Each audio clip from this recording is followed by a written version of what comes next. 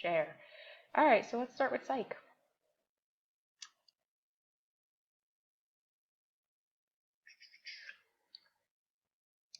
So the fun part about psychiatric emergencies, I personally don't like psychiatric emergencies because I think they're too unpredictable. But the quote-unquote fun part of psychiatric emergencies is it can start off as something so simple and get kind of just weird. This is usually one of those things where like, there's this naked guy running down the block. You're like, fantastic. 1 in 5 Americans over 18 have a diagnosable mental disorder, but that doesn't necessarily mean that they have been diagnosed. There are a lot of people who have psychiatric issues who have never been diagnosed, just due to insurance issues, denial, very subtle symptoms, stuff like that. In a larger scale, there's about 1 to 25 people that have a severe mental illness that is actually limiting in their daily activities. And of course, this doesn't include substance abuse disorders, which is classified as a mental health concern. In the United States as a whole, mental health is severely stigmatized.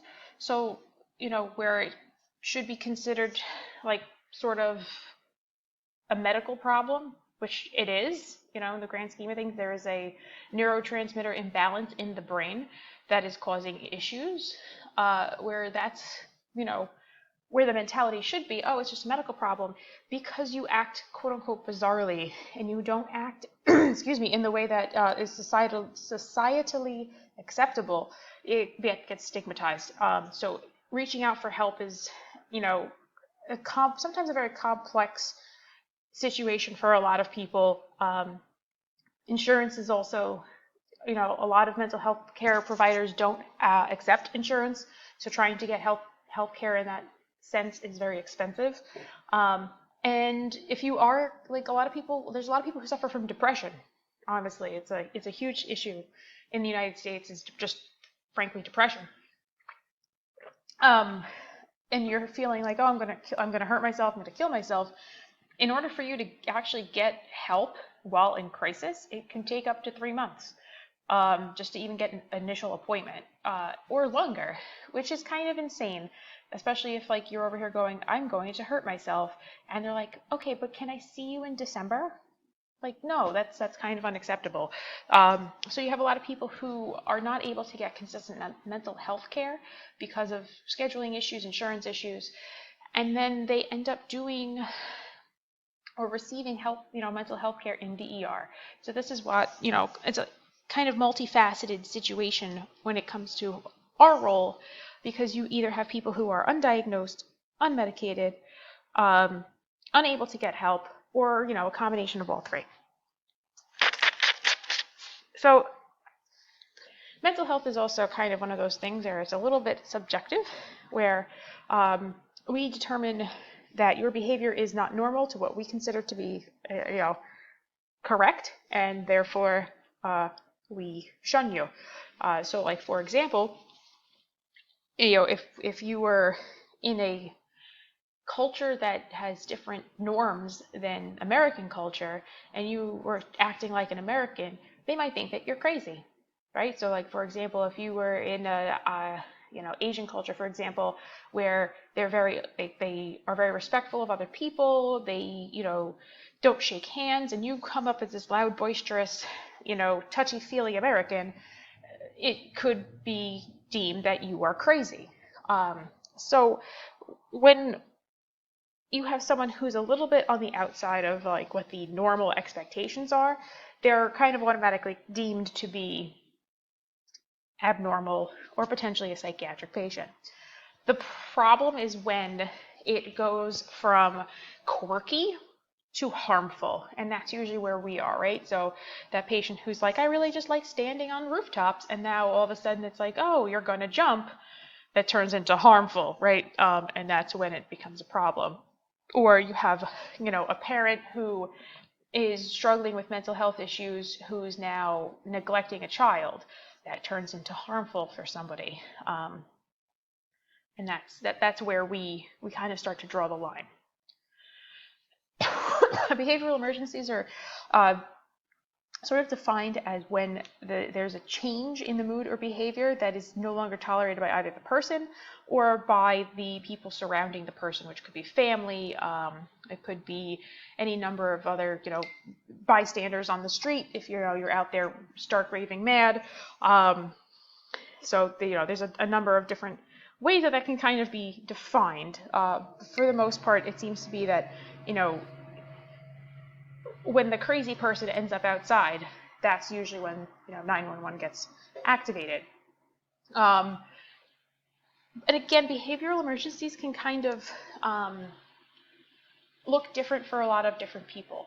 I've picked up patients who had a history of schizophrenia who are standing on the corner like they're waiting for the bus after calling 911, get in the back of the bus and go, hey, the voices in my head are telling me to hurt myself, and I don't want to do that. Can we go to the hospital? And you're like, yeah, no problem. And then I've picked up the guy who's tweaking off of, drugs and stuff, smashing his face into the sidewalk. It really can look like a lot of different things. And the severity of mental health issues can vary widely. A number of different ways that we kind of also define and structure behavioral emergencies. Obviously, we have the biologic issue, right? Behavioral emergencies are a chemical imbalance in the brain, okay? But then you also have psychosocial issues, right? So like the personality type, or people who are, victims of abuse or have some other psychological damage that has been caused to them due to the way they were raised, etc., etc. And then you have sociocultural issues. So, that's the way you interact with society as a whole, where, it's not within the social norms of that culture, which could be, the whole idea behind a behavioral emergency is that it is coming, it's like an abrupt difference between what expectations for behavior are. That's really kind of where it is. So over the biological standpoint, there are a number of mental health disorders that are genetic in nature. Schizophrenia, for example, does have a genetic component to it. Neurotransmitter imbalances. If you actually look, it's really kind of curious. There's a higher rate of depression the further away you get from the equator. So people who live in like really cold cultures where the sun doesn't come up during like the winter, for example, there's a higher rate of depression there.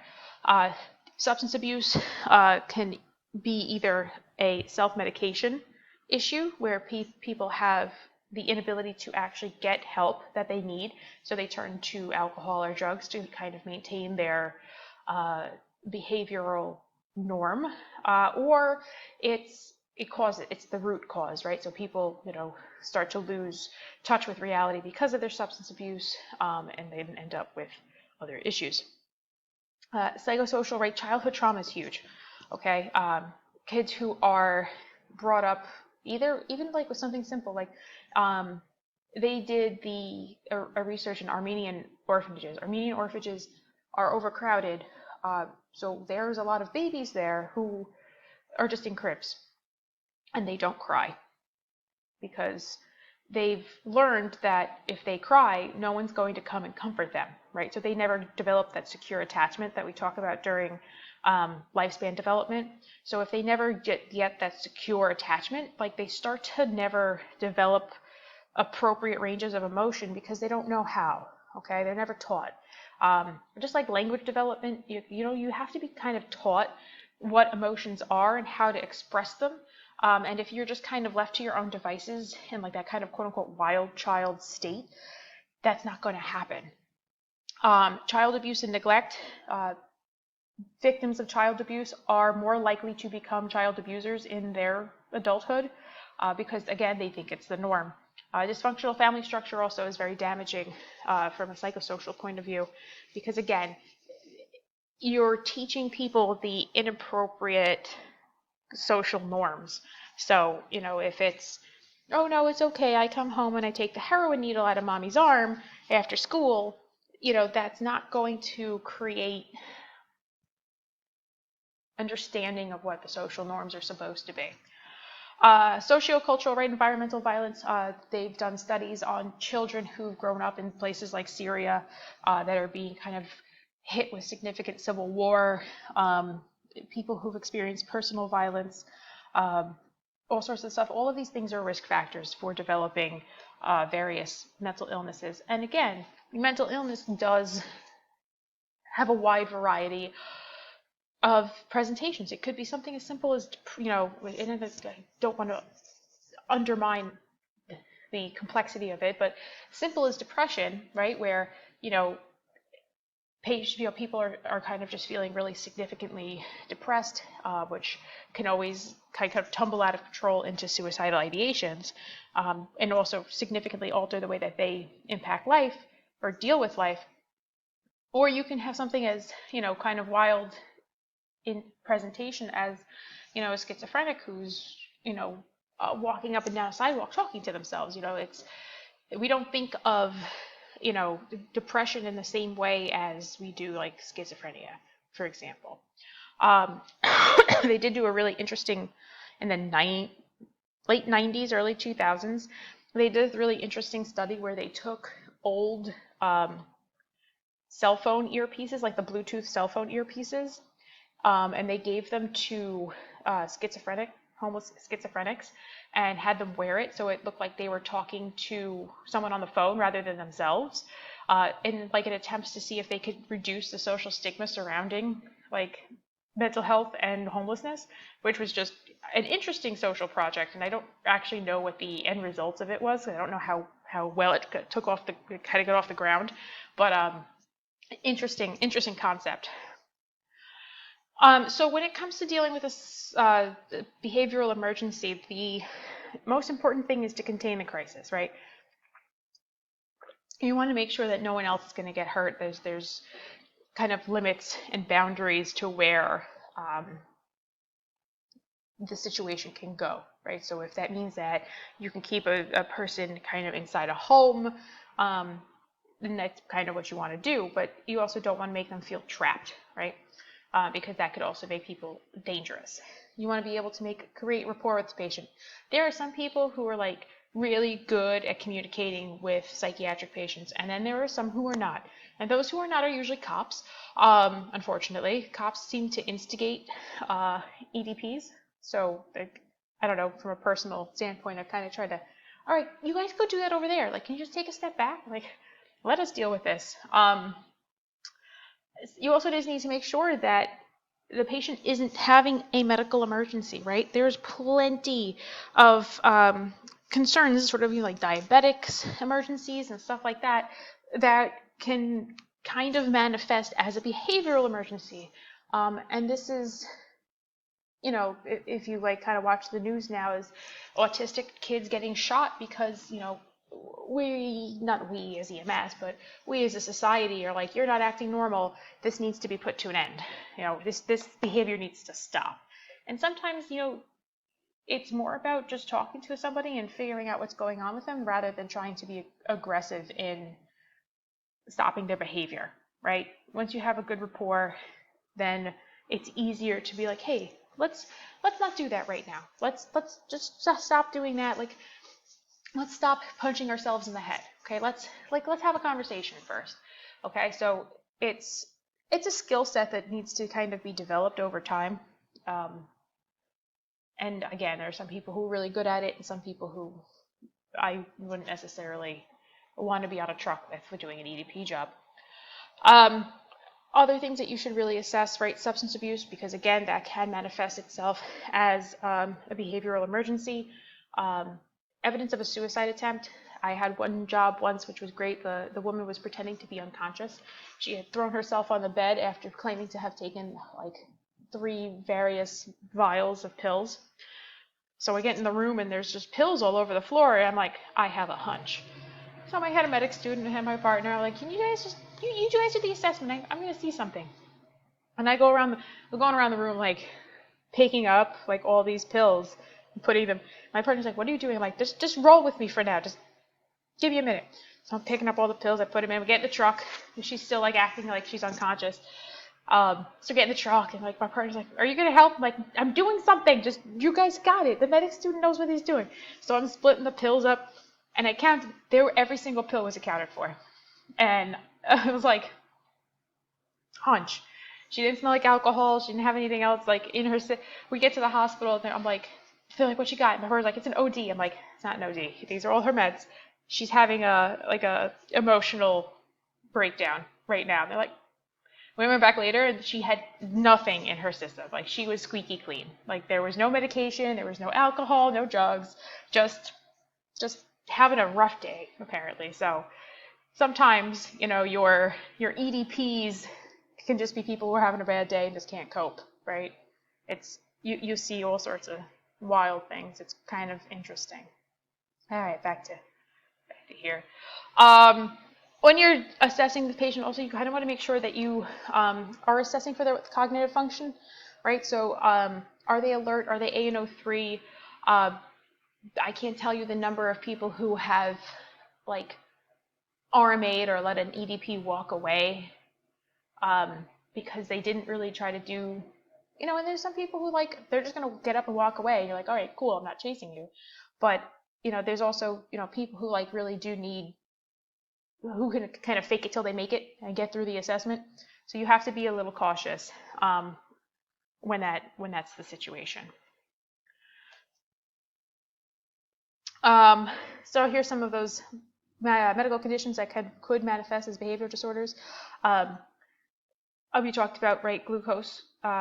There's a few other electrolyte imbalances that could kind of present as a behavioral emergency. Hypoxia, right? Hypoxia is probably the number one thing that you really should be concerned about because, again, and I think COVID kind of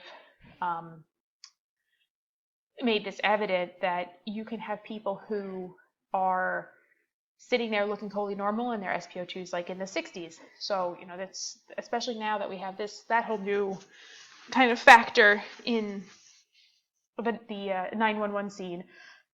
That's something that you really need to kind of take into consideration a little bit more.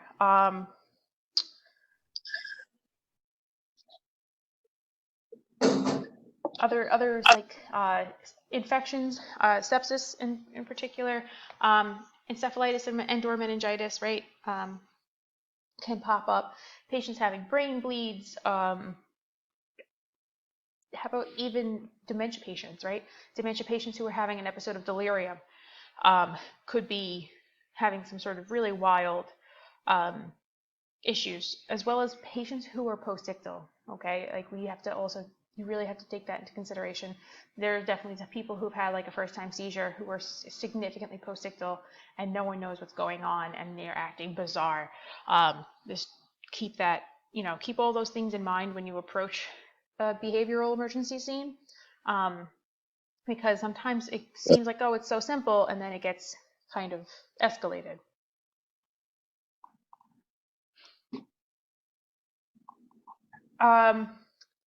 Some fun things to know are various psychiatric medications that are used.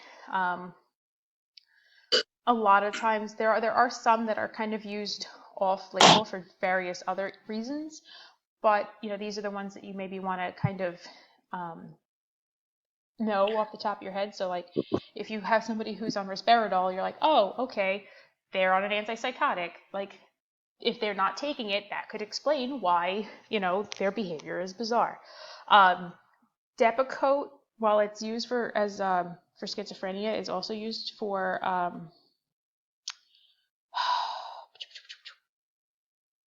seizures.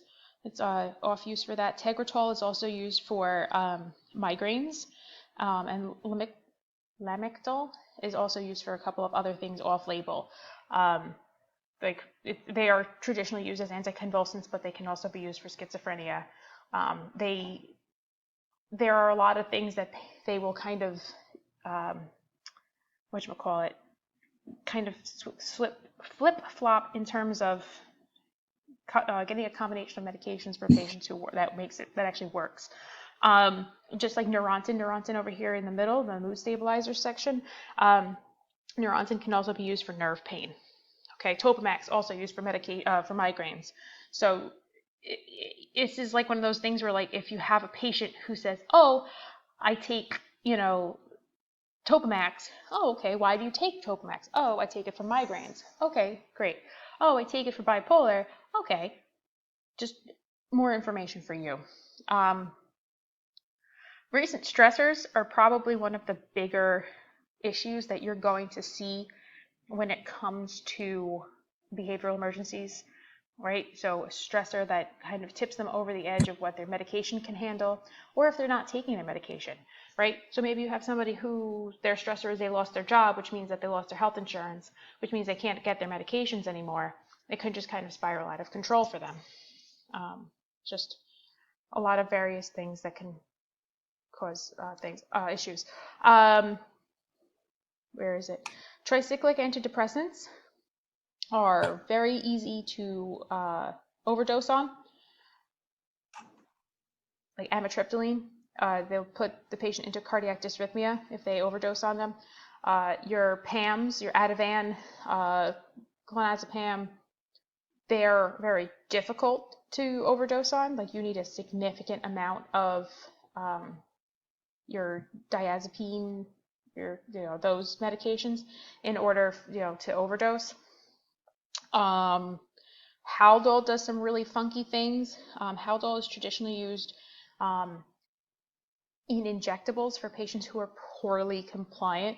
So homeless people who are receiving like a psychiatric treatment, they would be potentially given a Haldol injection that lasts for 3 months, because that's about as frequently as the clinic might be seeing them.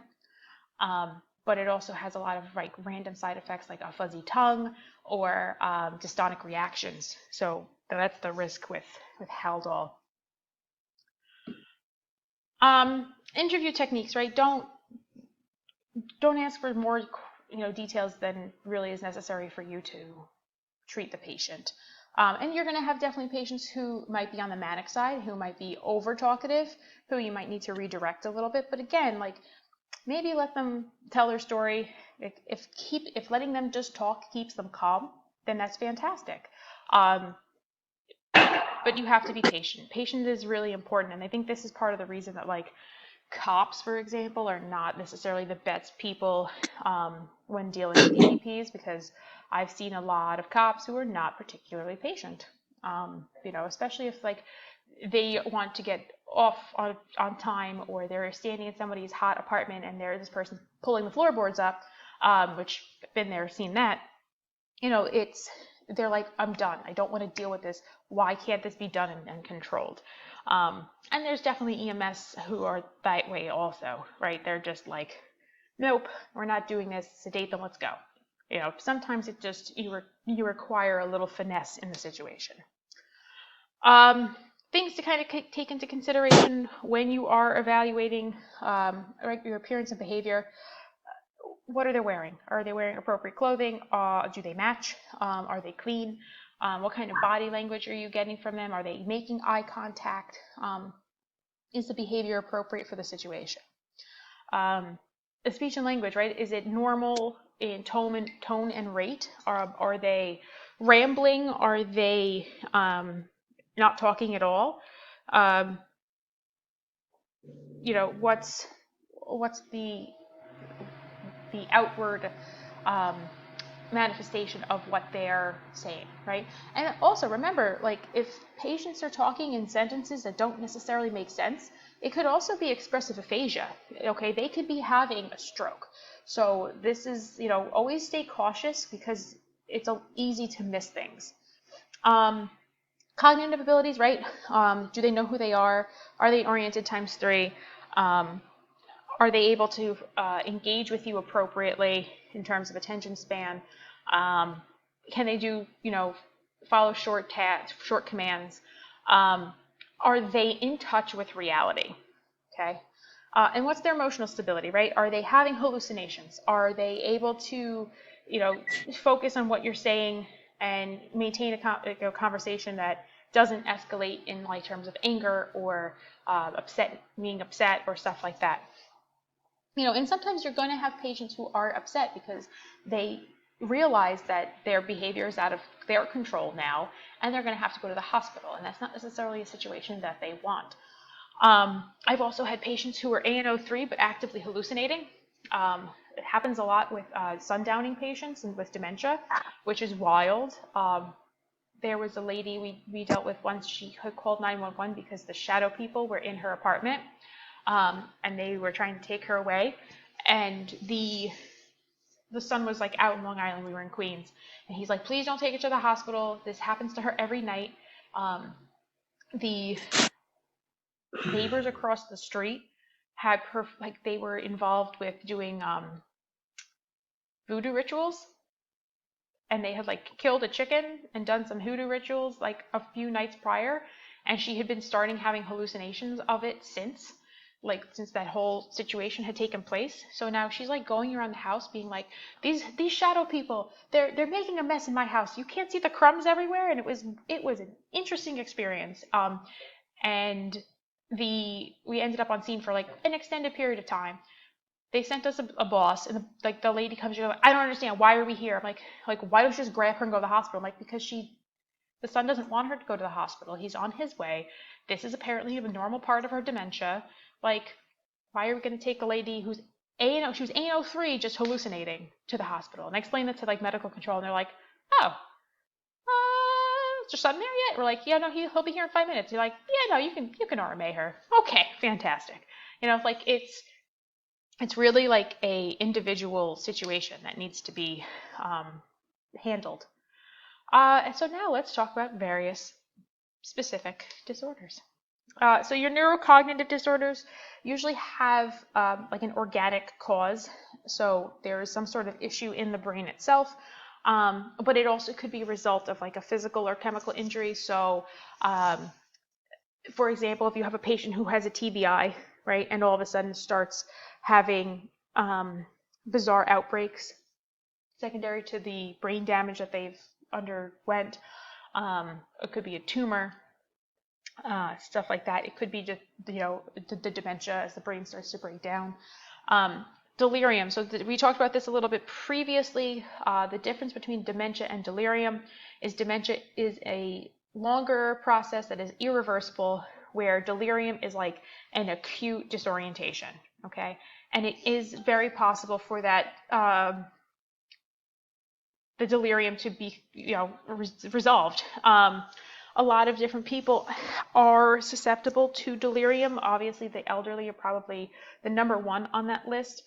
But it could be secondary to surgery or sepsis or medication changes. It's really like a wild kind of ride for these patients. I want to say Parkinson's patients, the carbidopa levodopa actively causes hallucinations for them, so they can look. They could be having an acute bout of delirium. Dementia, they do, for some reason, like to classify this as a behavioral disorder, which I think is kind of inappropriate, just in so much as like, yeah, it's a progressive issue, but I wouldn't necessarily be like, yeah, they have, psych issues. Just sounds really aggressive for poor grandma who doesn't know where she is. People tend to lose newer memories with dementia, so they're not able to make new connections, but they'll remember things from their childhood very clearly. But it is slow and progressive loss of memories. Then you have your neurodevelopmental disorders. This is a number of different issues, right? So you have your autism spectrum, you have ADHD, you have learning disorders, dyslexia, and other communication disorders. A number of different things kind of fall into this realm here. Autism, I think, is probably the one you're going to deal with the most when it comes to quote-unquote behavioral issues, because these patients automatically kind of have an issue dealing with various expressions of emotion. It can be like things like physical touch can be very uncomfortable for them. Social interactions can also become very uncomfortable, where they're just not, don't know how to necessarily deal with certain situations. A lot of patients who have autism also learn how to quote unquote mask. So masking is when they kind of pretend to act appropriate for the social context. With girls and women who have autism are better at doing that than men are, just based on how women and or girls and boys are brought up differently, where girls are kind of taught to rely on those social connections. A lot of other issues can like tics, right? So they might need to do a certain series of motions before, like this is usually seen in OCD also. So they might need to do a certain series of motions or something in order to feel comfortable doing things. So this is, from an emergency standpoint, this is challenging because this child could be acting out of control, but that's because they're set off in some way, shape, or form. A lot of autistic patients have a what's it called? A repetitive behavior that helps them calm down. So that's not something you necessarily want to stop, unless it is a harming, like a self-harming kind of thing, where like maybe they're like hitting themselves in the head or something like that. But a lot of them have like they might like do like a clicking or a snapping or something like that to kind of help them overcome their anxiety when it comes to a social situation or a situation that they feel like they can't control. So it's not necessarily recommended that you then not allow them to do that which is comforting for them. Moving on. There's a lot of variation in what shows up on the autism spectrum. It could be as easy as you see, kids not interacting appropriately when they're very, very young. There are kids who, or patients who have self-injurious behaviors because they might not experience pain the same way that, we expect. Well, there's a lot of variation, okay? And then there's like the parts where kind of hyperactivity and anxiety and attention issues kind of incorporate themselves in there to make everything just a little more complicated. A lot of the times, parents are really good at dealing with these children because they know what their needs are. So those are the patients who maybe like, that's who you want to talk to, right? You want to get the help from parents or other people who know them well. Depending on where on the spectrum they are, they could be appear just like a normal child, where or quote unquote normal child, where they're just have maybe a few kind of quirks that would indicate that they're having an issue with social interactions, or you could be on the complete other end of the spectrum where they're nonverbal, they can't deal with being touched, etc., etc. Use the resources that you have around you in terms of parents and caregivers. Try to keep them as calm as possible by removing distractions. And do understand that moving them from one environment to another can be very distressing. So if you get them in the ambulance, it might be a very distressing experience for them. Your pain symptoms also might not be exactly what you would expect. So just keep an open mind. So schizophrenia is excessive dopamine in the brain, which causes that psychotic behavior. So if it's really interesting, because if you look at schizophrenia is kind of, I guess, the opposite side of schizophrenia is Parkinson's disease. Whereas schizophrenia is too much dopamine and Parkinson's is not enough dopamine, right? And both have kind of the same flat affect, right? If you look at a picture of Michael J. Fox from recently, he doesn't look like he's making much like facial expressions. Kind of the same exact thing that you'll see with patients who have schizophrenia, okay? Except Parkinson's, tends to be a slow progression where you get to that point where schizophrenia might be a little more of an acute onset. The psychotic behavior associated with schizophrenia is usually like issues with reality. Okay, acknowledging what reality is, relating to other people. Sometimes there are auditory or visual hallucinations. Auditory more commonly than visual. And then I had something else and I just lost it. I'm sure it'll pop up. Most of the time, schizophrenia is diagnosed around the age of 19. Okay, that's usually when the symptoms start to kind of manifest.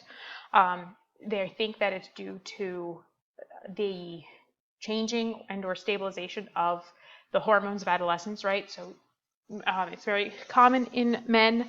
So when the testosterone stops fluctuating all over the place, there's a possibility of a connection to autoimmune diseases, viral infections, a number of other things, but there's not a lot of base knowledge as to why these things happen.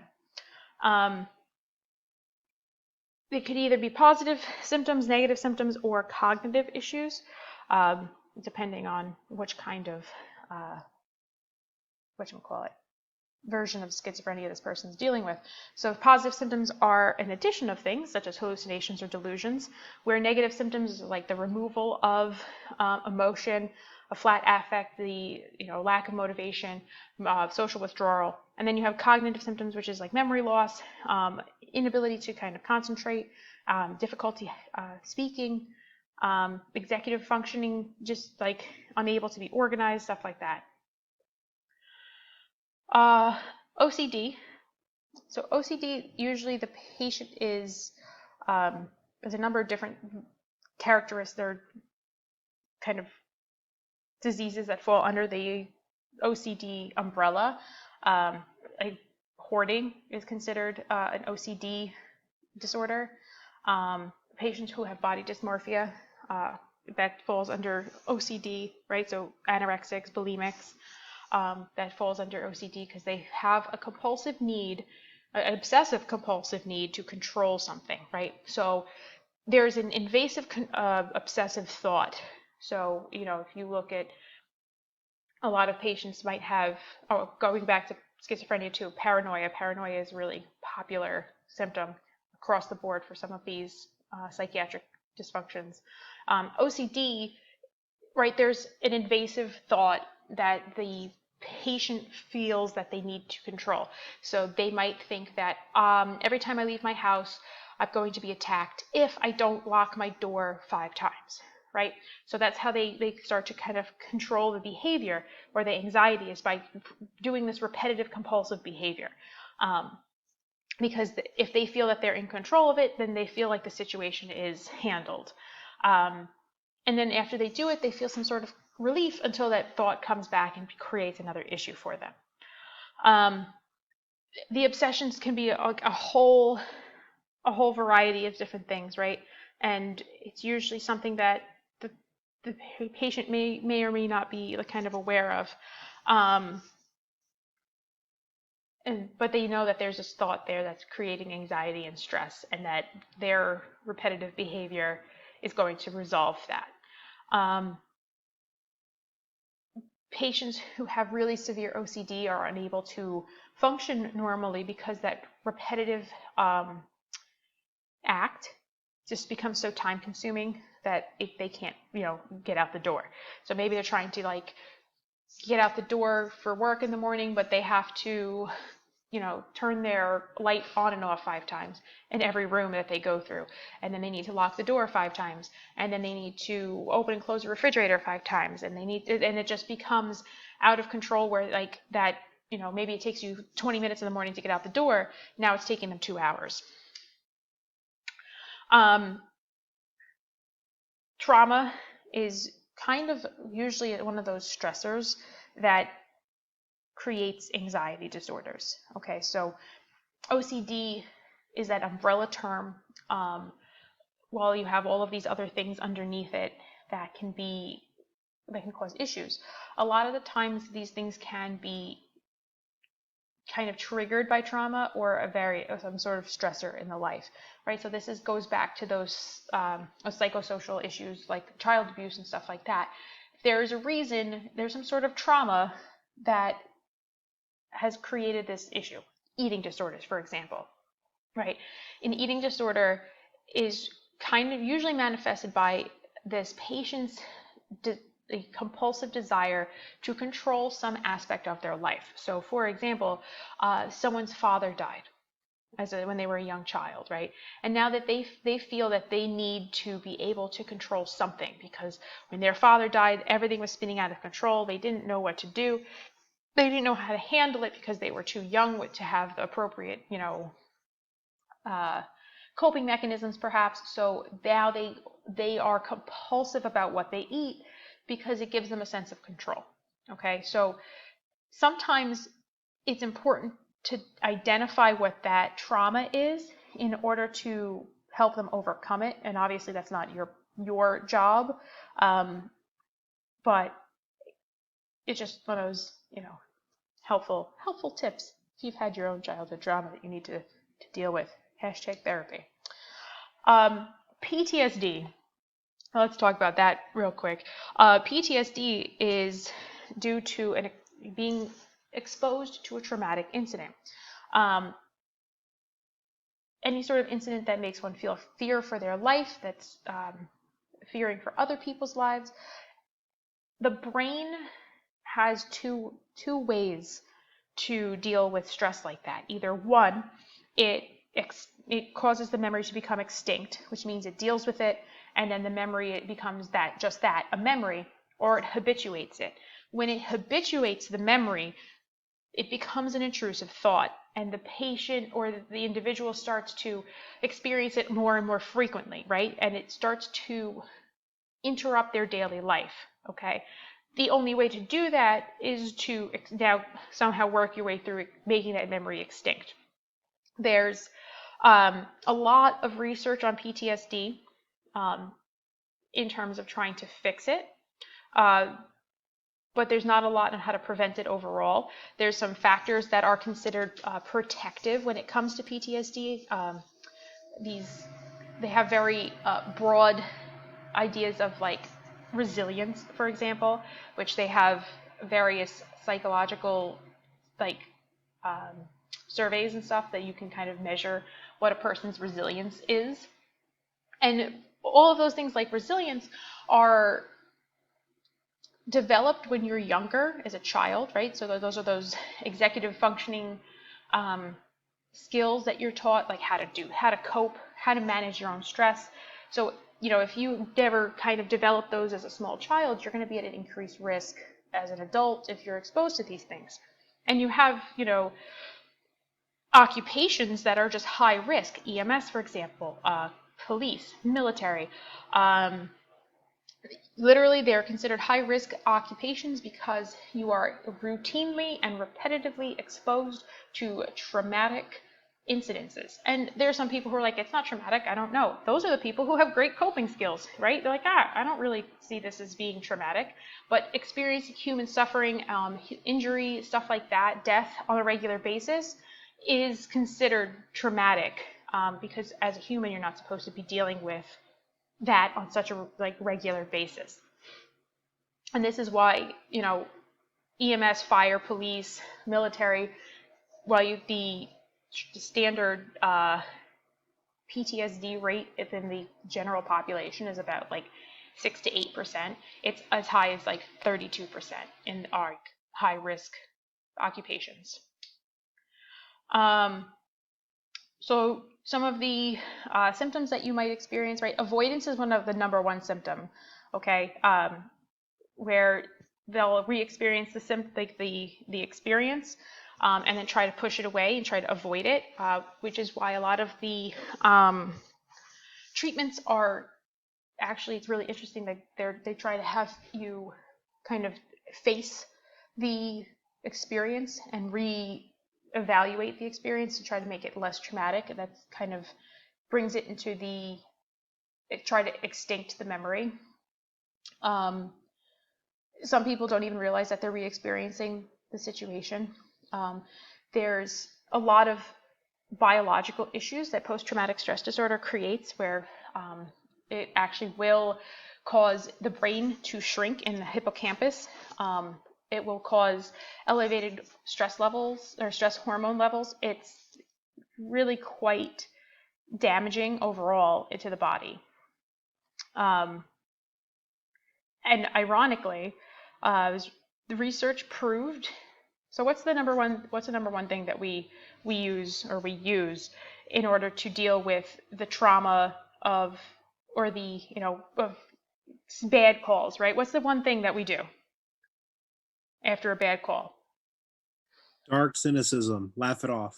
Yes, military right there.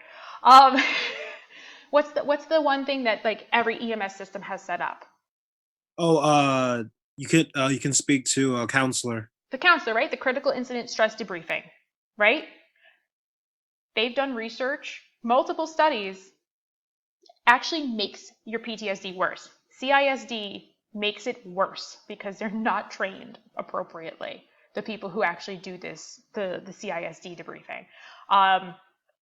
Yeah, like significantly worse PTSD symptoms for people who have had CISD versus those who have just carry on their day with their cynicism, right?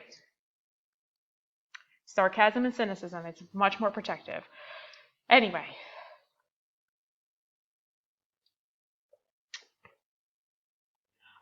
So anxiety, PTSD is also kind of roped in with anxiety disorders. PTSD is the most expensive anxiety disorder in regards to hospitalizations, treatment, and lost days of work. But anxiety as a whole is again, one of those really big umbrellas. And it's been kind of interesting. You've kind of, I don't know, just from a personal, like anecdotal experience, I've seen a lot more anxiety going on, I want to say, in the last 5 years, and I'm sure that that is going to spike based on social environment and social climate at this time, right? Where you have kids who, is it safe to go to school? I can't go to school, COVID, or oh, we've got these riots going on, and it goes back to that psychosocial environment that can sort of create poor coping mechanisms, and anxiety is one of those poor coping mechanisms, right? You have two type of people. One person who's like, whatever, that's fine, I'll deal with it, and then there's people who have severe anxiety about the same situation, and it can be even like the smallest situation. It could be something simple like, oh, I'm going to go start a new project, right? There's some people who are like, sure, let's do it, and then there's other people who are like, get kind of overwhelmed by that 1 billion thoughts of, what could go wrong. Okay. Patients who deal with anxiety, it could be either well managed, where they maybe have learned how to control their own anxiety attack, or they can be dealing with, chest pain and hyperventilation and carpal pedal spasms. Okay. It's a very wide array of symptoms. And when we get called as EMS, I feel like we don't necessarily treat anxiety attacks in the best fashion, because we're kind of like, what are you doing? Like, calm down. And that's the problem, is like these people are having a really hard time actually calming down.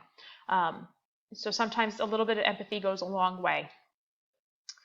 Other mood disorders that you may experience, bipolar is probably one of the ones that you're going to see most commonly, that major depressive disorder. So depression, we talked about this a little bit, right? Depression, it's not wrong to feel sad at times.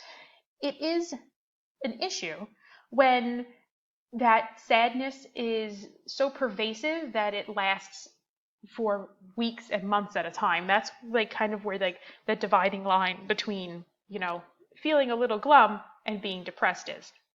A lot of patients who develop depression could be a side effect of them having a heart attack or having a stroke, right? They're no longer able to do the things that they're used to. So now they start to kind of view their life as different, and it's a change that they have to make, and it's really challenging. Again, depression is very widespread, especially in the United States, where we just kind of work ourselves to the bone and don't make time for happiness. And then again, it's episodic. It can kind of swing. I want to say there's also postpartum depression, which is also one of those significant challenges that doesn't get recognized or treated appropriately, because again, people are busy judging this woman who's like, well, you should be happy, you just had a baby, and her hormones are just not letting her be happy, or not letting her interact with the baby appropriately. Anxiety is a component of depression. Okay, if you cannot really have depression without anxiety. Most of the time, if a patient is diagnosed with general anxiety disorder, there is a kind of component of depression involved in it, and vice versa. So if a patient has anxiety, there is a component of depression that could be found in their symptoms. So it's hard to separate the two. There's a number of different versions of bipolar that people can experience. Where I want to say that you could be. One of my roommates in college was bipolar, and she would go days on end without sleeping, and because she was having riding the manic wave, and she would just be up and productive and just going, and then she would go down the other side of being extremely depressed, and she wouldn't shower and she wouldn't eat, and there was no in between for her, and she was very bad at managing her symptoms with the medication she was supposed to take. Again, it was a insurance kind of issue, so she would just ride the wave.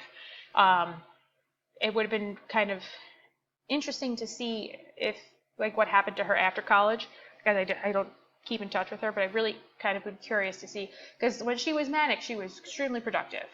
She would be she was a writing major, so she would be pumping out pages of manuscripts and just be awake for days. But then she would kind of crash into the other side. Again, much like schizophrenia, bipolar sort of starts to manifest itself around, the end of adolescence, early adulthood, when all of the other hormones sort of start to level out, and this kind of can come to the forefront. Delusions of grandeur are probably one of my favorite aspects of bipolar disorder, when you see them in reality, because patients who have bipolar and are experiencing those delusions of grandeur, nothing can stop them. They are just, it sounds strange, but it's all inspirational almost, because they're just so confident in their abilities that they're ready to go. So there's 4 types. There's a cyclothymic, which is a very rapid changing between the manic aspect and the depressive aspect of their disorder. You have type 1, which is, I think, more on the manic side, and then you have type 2 bipolar. No, sorry, their phases are a lot wider, and then you have kind of an unspecified, which is maybe the differences between manic and depressive are not as easily specified. So suicide, I think we're all in the community of people who are aware of the high rate of veteran suicides. There are organizations that track,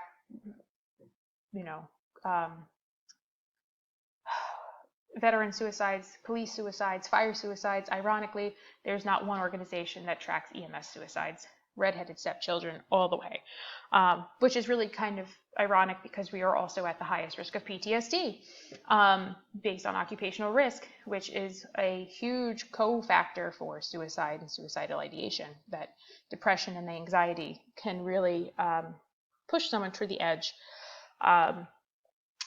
So suicidal ideation is just the presence of thoughts relating to committing suicide. Active suicidal ideation is there's a plan in place. And then you have suicide and you have suicide attempts. So the interesting thing is that women will have more suicide attempts than men before they are successful, because women tend to use methods that are less traumatic to their body. They still want to look good in their casket.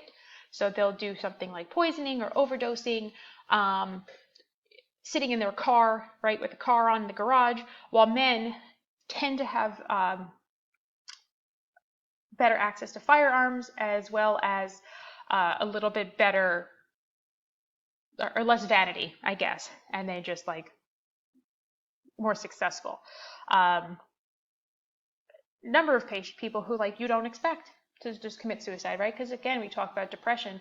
People who have depression can put on a happy face and look normal and feel, and like all of a sudden they're gone. Previous attempts is a high risk factor. Stressors, various stressors in life, other comorbid psychiatric issues. Okay, all of these things are huge risk factors for suicide. When it comes to dealing with a patient who is perhaps dealing with suicidal ideation, like, don't belittle them. Like, this is, again, a little empathy goes a long way. Acknowledge their feelings. They're having like legitimate feelings. Try to make them feel like they're in a safe and secure location, which obviously they should, because you're not arresting them. You're taking them to the hospital so that they can go get help. And just be honest with them. See if they have a support system, because sometimes if they don't, that could be something that you tell the triage nurse, like, listen, they don't have any family, they don't have any, like, they don't feel like they have any friends that they can talk to. Is there a support group or something that maybe you can help them find, upon their discharge? Suicide prevention hotline, in case anyone needs that or would like to keep that in their phone for patients. Substance abuse. This is one of those chicken or the egg situations. Do you have substance abuse disorder because you have an underlying psychiatric issue, or did your substance abuse disorder create your psychiatric issue?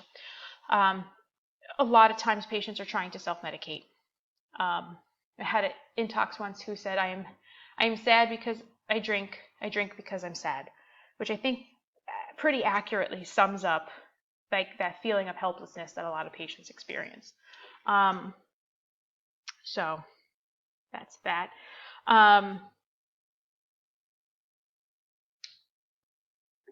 Somatic symptom disorder. This is one of those things that's like patients have like physical issues or physical complaints, but there's nothing found when they're actually assessed by a physician. It could be stuff such as abdominal pain and nausea. It's kind of tied into personality disorders and depression and all those other issues that exist. It's just the physical representation of the issue, if you kind of or physical manifestation. Conversion disorder and fictitious disorders are kind of the two main groups of somatic symptom disorder. Conversion disorder is like locked in syndrome, like the patient is they're awake, but they aren't able to speak, hear, feel. All of a sudden they'll have like paralysis where there's no explanation for it. And then you have fictitious disorders, which is commonly Munchausen's or Munchausen's by proxy. So Munchausen is the patient makes themselves sick on a regular basis so that they can go to the hospital and get attention. Whereas Munchausen by proxy is actually usually considered a pretty solid form of child abuse, where the person with the psychiatric issue actually makes like their child or someone in their care sick. So that's a CPS call. Dissociative disorders, right? Mental function is separated, right? So the patient might feel detached. One of the really wild and interesting dissociative disorders is, I don't remember the actual name of it, but the patient believes themselves to be dead. And they legitimately think that they are dead. They're still walking around, but they are dead. Really wild. Very rare, but very wild. Other things such as like multiple personality disorder, right? Usually caused by significant trauma. that causes a person to dissociate with their original personality. If anyone has ever seen the Glass series, the movie by M. Night Shyamalan, that those three, the one James McAvoy plays the guy with the multiple personalities, that's a pretty good representation of what a dissociative, like a really bad dissociative identity disorder looks like. Feeding and eating disorders, you will probably experience these in your career. The problem with this is, even though the patient, could be, the patient's most of the time causing all the issues for themselves. Dehydration, starvation, and electrolyte imbalances are probably some of the most emergent things that you'll be dealing with. So you might have a patient who is like a severe anorexic. Like I had this girl who was 25 years old. She weighed about 75 pounds. She was literally just a skeleton. And we got there, and her blood, she didn't have diabetes, but her glucose was like 40. So she was altered. She was like one of the saddest patients I've had to deal with, because she'd been to treatment and she just couldn't get over that control. She felt that she needed to control her body weight. And then you have bulimia, which is on the other side, which is binge eating with vomiting. So these patients, you'll see they might have discoloration of their finger from putting it down their throat to make themselves vomit. Again, severe dehydration, acid-base imbalance issues. Other disruptive impulse control issues, kleptomania, pyromania, oppositional defiant disorder. You see those in the kids a lot. Antisocial personality disorder. Most of the time, the personality disorders are people who are unable to learn from an experience. So it's an executive functioning disorder. So they create different ways about thinking about themselves, which then creates odd and bizarre,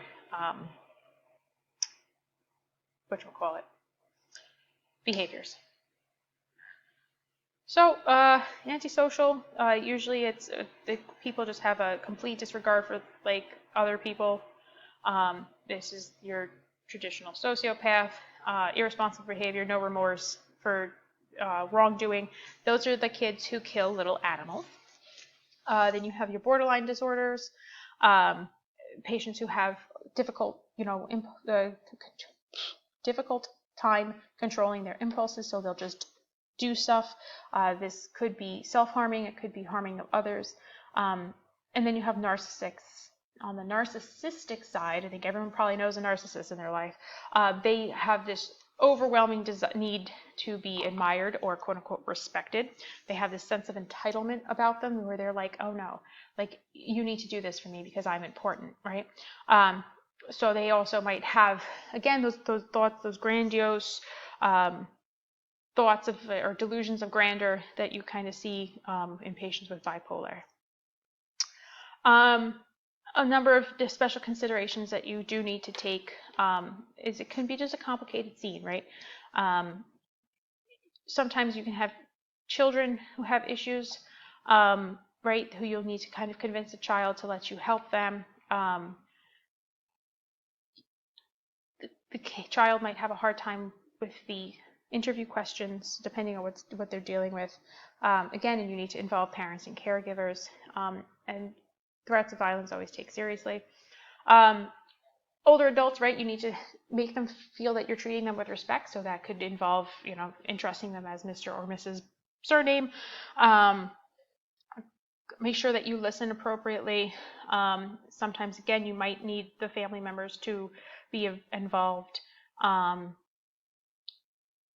Be respectful. I mean, that's kind of the same thing with any patient.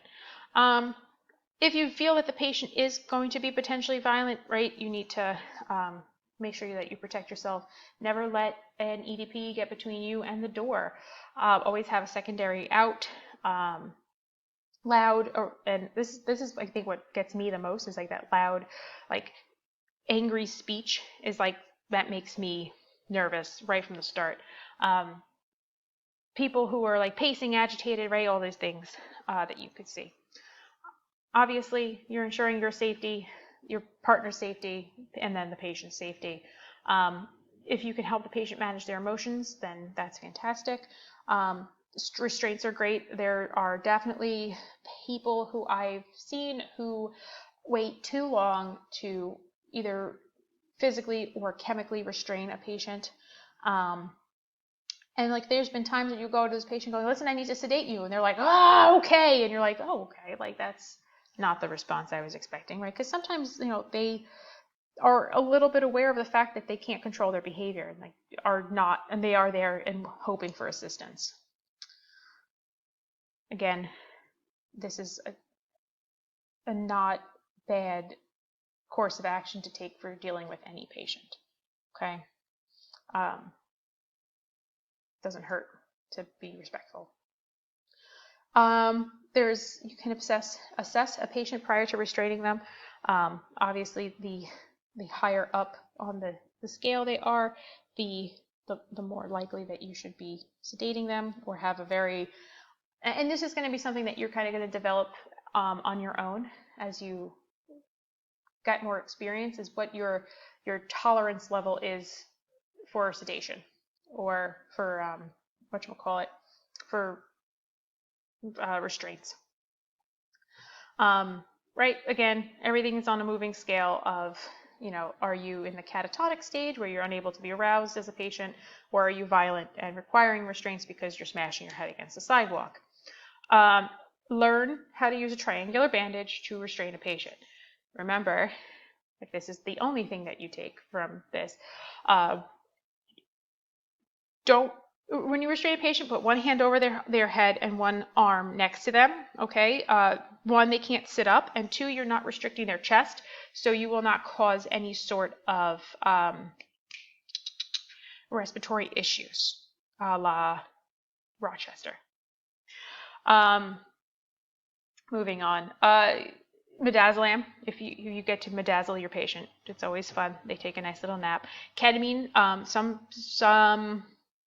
organizations carry ketamine. Ketamine is really interesting in so much as it's a horse tranquilizer. It is a dissociative agent, which means that the patient can experience hallucinations. It is one of the most common side effects of the patient coming down off of a ketamine sedation, is that they have wild, active hallucinations. Ketamine was a huge issue in the UK in the 90s. It's also called Special K as a street drug. And again, a lot of people had wild and wicked hallucinations while taking that drug. There you go. One hand up, one hand down. Elevate the head a little bit so they don't choke on their own saliva. There we go. All right, cool. So that's behavioral emergencies. Thoughts, questions, concerns? Oh, let me go pop through the chat. Yes, absolutely. Gypsy Rose, 100%. Is one of those really interesting, words. Documentaries, yeah. A very good example. All right, questions, thoughts, concerns before we go on to the next lecture? Cool. All right.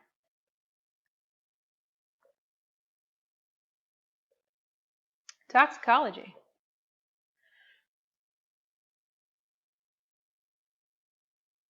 Boom. Poison. Is a substance that produces harmful physiological or psychological effects. Alternatively, great 80s rock band. There are about 1.5 million unintentional poisonings every year, and most of those are children less than 6 years old. This is just poorly planned parenthood. These are people who don't necessarily secure things appropriately, right? So drain cleaners and cleaning supplies, medications, right? Kids get into everything. Kids will put everything in their mouth. The most important thing that you need to really learn and understand when it comes to toxicology are toxidromes, okay? This is how we kind of break down each type of toxin, okay? Because they have all very similar symptoms, right? So if you have a patient who is exposed to an opioid, you're going to expect your traditional, pinpoint pupils, low respiratory rate, low blood pressure, et cetera, right? Where versus if you have a patient who's on a sympathomimetic, right, you're going to have a high heart rate, high, body temperature, elevated breathing, respiratory rate, et cetera, et cetera. That's really the most important thing that you're going to take away from this, because it doesn't really matter overall what you're treating specifically, as long as you understand like the toxidrome that you're treating. So, anticholinergics, right? This is your mad as a hatter, blind as a bat, red as a beet, dry as a bone. Okay? It's very easy to see this. Like a lot of the times, like we're like, oh no, like this is like not something that you see, but it's very probable. I had a patient once who overdosed on Benadryl, and she was presenting as this. She also happened to have seizures associated to her Benadryl overdose. Okay, antipsychotics can also create the same situation. Your tricyclic antidepressants, other really random things that might pop up, Jimson weed, and other randomly occurring plants in a situation. One of my medical director had a Jimson weed exposure. The patient actually was cutting weeds in their yard and had the sap from a Jimson weed end up in his eye, and he had the dilated pupil just on the one side from the Jimson weed. And it initially had actually presented as a stroke because he had that blown pupil, which is just kind of one of those like wild things. Here's your anticholinergic, right, kind of symptoms.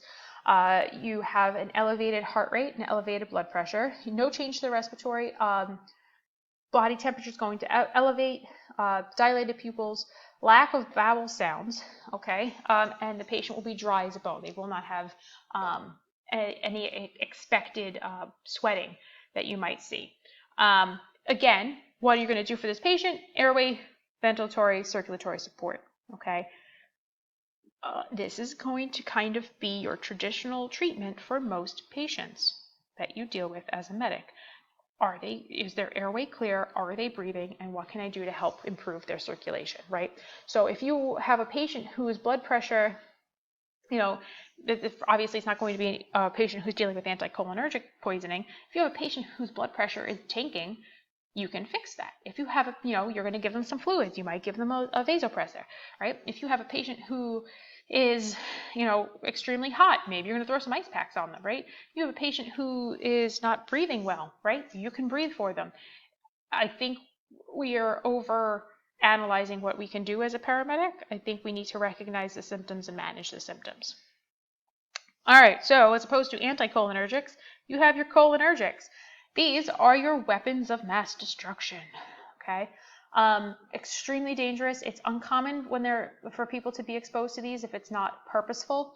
Pesticides are a possibility. So if you have a patient who decides they're going to try to kill themselves using some, raid, they might have this. For the most part, the pesticides that are used in a house, like in those small doses, are not enough to create cholinergic toxidromes.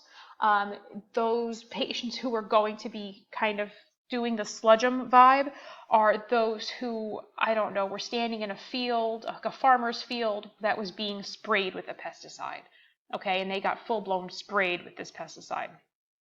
Nerve agents are also on this list.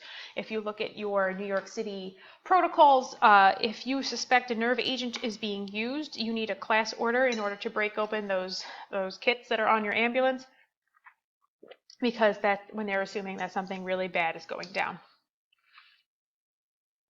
So this is the patient who's going to be a very quote-unquote wet presentation, right?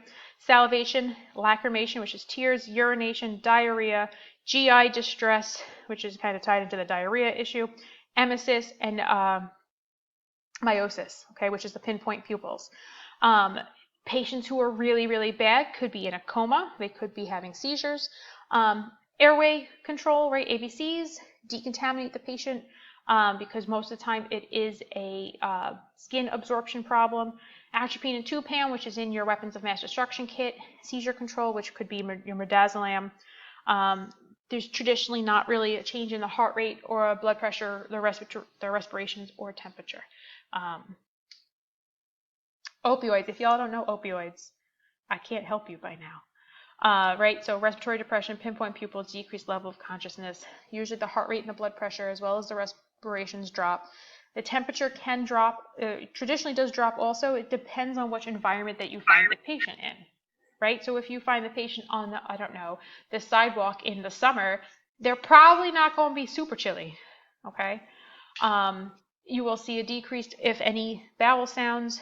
Usually they're on the drier side. The worst thing is when you have a... Dave, how's it going? Johnny, What's mute yourself. The problem with opioids is a lot of the times if they are in fact illegal drugs, they've been cut and mixed with other drugs. So the real fun time is okay. when you... When was this? Joni, mute yourself. Sorry.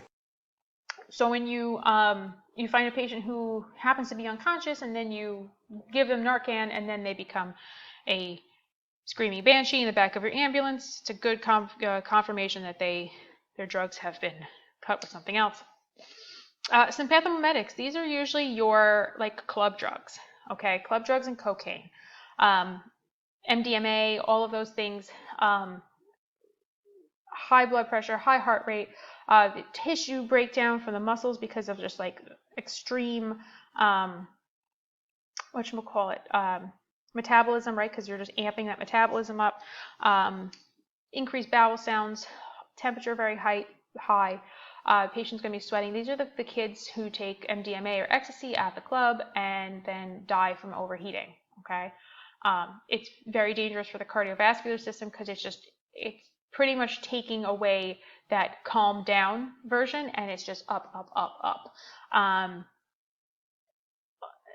Other things that can do it, such as like Ritalin, right? Because there's plenty of college kids who are faking ADHD diagnoses so that they can get Ritalin so they can work at night, through the night or whatever. Kind of wild. Again, dilated pupils. Cocaine has the extra added effect of also potentially creating microcirculation issues. So patients who have done a significant amount of cocaine, even after the first time, can give themselves a heart attack. Hallucinogenics, depending on which hallucinogenic the patient is taking, because there are some that are, a lot of hallucinogenics were actually originally, like peyote and mescaline, were used as shaman rituals for like the Native American tribes and stuff, which they seem to have no problem in terms of overdosing on those, or not overdosing, I guess. But it's when you try too hard to get that hallucinogenic. Sidebar, LSD is being used as a treatment for PTSD to try to help people disassociate with that that habituated memory to try to help create the extinction. So hallucinogenics obviously will create hallucinations. They can, depending on if they are mixed with anything, can kind of guide the way that the symptoms go. But for the most part, there is a hypertension and tachycardia. Fun little algorithm based on your pupil size and then temperature. You can be poisoned in a number of different ways. Number one and most popular is usually ingestion. Common exposures are analgesics and household cleaning products, especially for children. Suicide attempts are probably the number two. Experimental drug use. Depending on what the agent is, it can cause all sorts of issues inside the mouth and the stomach, such as like burns and bleeding. It can cause airway compromise. overall ingestion is potentially very, very dangerous and needs to be managed relatively aggressively. If, for example, someone, and I think everyone can kind of relate to this a little bit, right? Have you ever gone drinking on an empty stomach versus just having eaten a meal, right? Kind of the same thing. If you are ingesting a poison of some kind and you have a full stomach, your absorption rate is going to be lower than if you have an empty stomach. What is a toxin? And this history taking is kind of across the board, right? What is a toxin that was ingested or injected or absorbed, right? Sometimes people won't know. How much was ingested, right? So if you have a patient who happens to be a habitual drug user, and they usually do one syringe or one baggie of cocaine, today they did 2, and now they're not feeling well, that could be why. Are there any other toxins or alcohol kind of associated with the, whatchamacallit, like, oh my goodness, the word, with the current poisoning? Was it a suicide attempt? There are various antidotes to all of these different potential poisons. I don't know if I have them here. No, I don't have them here. These are your most popular that you're going to see. Highly recommend looking up what the antidotes are, because the antidotes for these are commonly on quizzes and exams. So, like, for example, flumazenil is the antidote for a benzodiazepine overdose. The problem with flumazenil and fixing a quote-unquote benzodiazepine overdose is that a lot of times you will have refractory seizures secondary to it. Tricyclic antidepressants is sodium bicarb, but it only works if you get it into their system fast enough, right? So, highly recommend looking up what the different antidotes are so that you'll be prepared for any potential questions on the test. What do you think is more caustic, an acid or an alkali?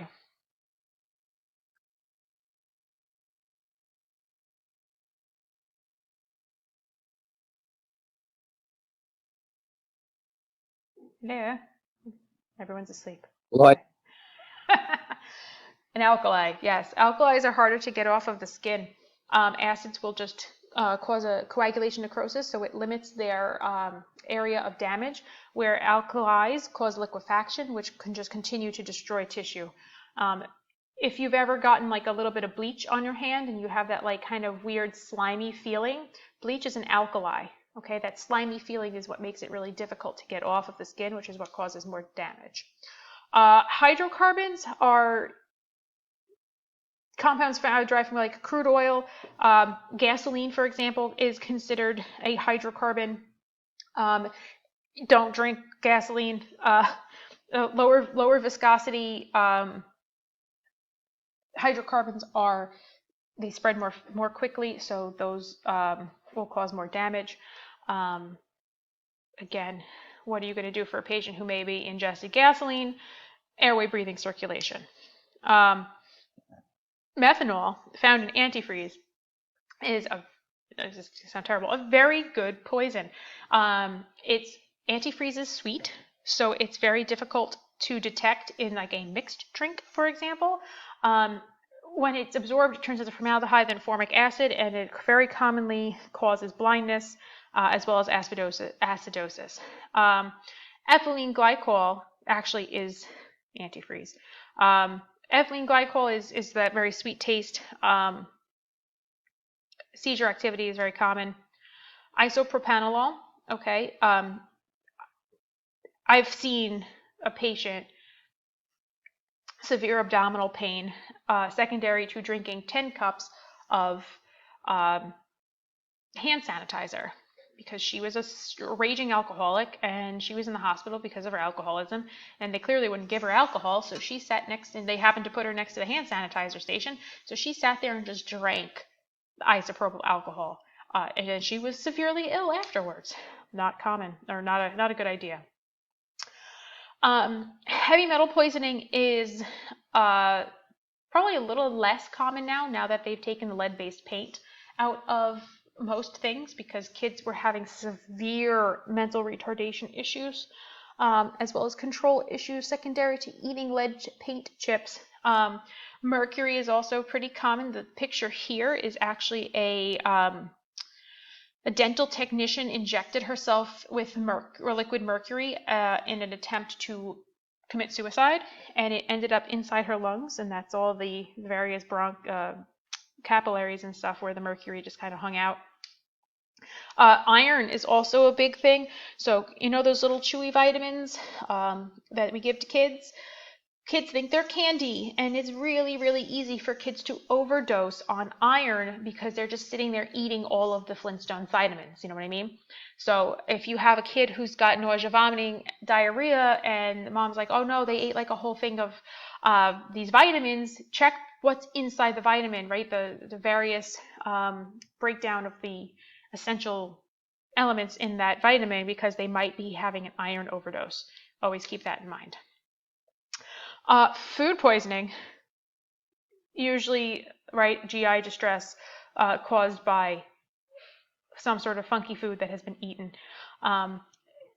Most of the time it has an infectious, right? It's like a little bacterial or viral course that goes through. You kind of accidentally clean yourself out and then you move along. Sometimes it can be caused by eating mushrooms that are not actually edible, or other foods that are covered in high levels of pesticides. There are a lot of different plants that are extremely poisonous, not only to just children, but to pets as well, like poinsettias, right? Christmas time, mom does the poinsettia. I think that's like a super Italian thing. But they get the poinsettias, right? The little red flower. Those are super toxic, okay? So again, going back to kids, those little guys will put their mouths on everything, so they could potentially eat parts of a plant that is poisonous. You're not necessarily expected to know, like, if you eat a Japanese yew, you're going to do whatever, but just kind of keep that in mind if you are doing a patient assessment of a sick child and you have the possibility of, like, house plants that were toxic could be popping around. Inhalation. Okay, again, inhalation really depends on what the specific chemical that was involved is. Sometimes the respiratory issues do not immediately appear. If they do not immediately appear, that usually means it's a more severe poisoning, because the chemical is getting down into the deeper parts of the lungs and will interact with the alveoli rather than just the upper airway. And the upper airway is a little easier to manage as opposed to something like, chlorine or ammonia, which gets deep into the lungs and then interacts with the water, of your cells, and then creates all sorts of edema and issues. Cyanide is pretty wild. It is commonly seen in house fires, secondary to the burning of plastics. What it does is it binds to the ferric ions in the mitochondria so that the cells can no longer use oxygen. So you could be breathing really well, right? Oxygen or air goes in and out, blood goes round and round. So the air is going in and out. The blood is going round and round. So those well-saturated hemoglobin cells are getting the oxygen to the cells, but the cells can't use oxygen anymore. So you are essentially becoming highly hypoxic, even though your lungs are working fine and your blood pressure is good, et cetera, et cetera. So that means that the cells go from using aerobic metabolism to anaerobic metabolism, which leads to acidosis and hyperkalemia. Ammonia, very commonly found in household cleaning product. Please don't mix it with bleach. Causes a lot of inflammation. So the problem is when ammonia gets into your airway, it gets deep inside the